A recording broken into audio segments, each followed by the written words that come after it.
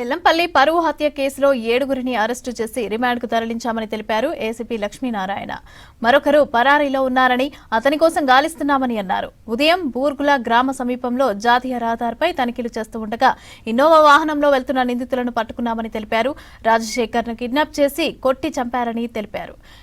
ఎనమలగన్ల గ్రామ సమీపంలోని పొలాల్లో పెట్రోల్ పోసి దహనం చేశారని అన్నారు. ఈ కేసులో ఉపయోగించిన వాహనాలు, సెల్ ఫోన్లను సీజ్ చేశామని తెలిపారు ఏసీపీ లక్ష్మీనారాయణ.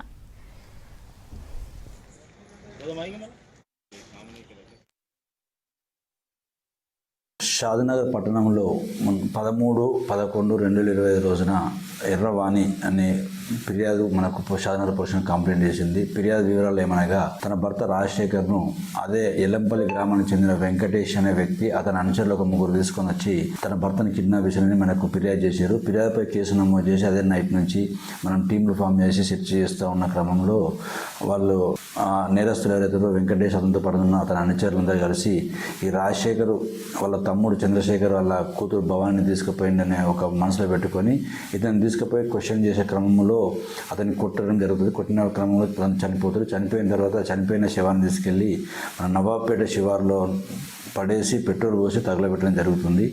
దీనిపై మనం టీములు ఫామ్ చేసి డెడ్ బాడీని నవాబ్పేట పోలీసుల సహకారంతో మనం లుకౌట్ సర్కిల్ నోటీస్ ఇష్యూ చేసిన దాని ప్రకారము అతన్ని ఐడెంటిఫై చేయడం జరిగింది. ఐడెంటిఫై చేసిన తర్వాత ఈ వెతుకుతున్న క్రమంలో ఈరోజు మన బాడీ పోస్ట్ మార్టం వాళ్ళ బంధువులకు అప్పయిపోయిన తర్వాత మన షాద్నగర్ సిఐ గారు విజయ్ కుమార్ తన సిబ్బందితో బూర్గుల చెక్ పోస్ట్ దగ్గర నమ్మదగిన సమాచారం మీదకు వాహనాలు తనిఖీ చేస్తున్న క్రమంలో ఒక ఇన్నోవా క్రిస్టా వాహనంలో వెంకటేష్ మరియు శ్రీను అదేవిధంగా నరసింహ అనే 3 వ్యక్తులు ఇన్నోవా క్రిస్టాలో వస్తూ ఉంటారు.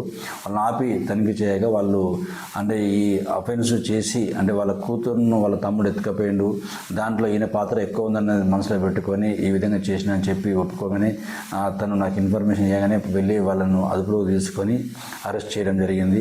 వారి వద్ద నుంచి ఒక ఇన్నోవా క్రిస్టా కారు, అదేవిధంగా ఒక cell phone, press ID card, ఒక ప్రజామాల్ పైన ఒక ప్రెస్ ఐడి కార్డు ఉంది ఆయన దగ్గర, అదొకటి, అదేవిధంగా ఆర్సీ డాక్యుమెంటు 5,000 రూపీస్ వాళ్ళ వద్ద నుంచి స్వాధీనపరచుకొని, అదేవిధంగా వాళ్ళు రాజశేఖరం చంపడానికి ఉపయోగించిన నైలాన్ తాడు ఉంటుంది, తాడును కూడా స్వాధీనపరచుకోవడం జరిగింది.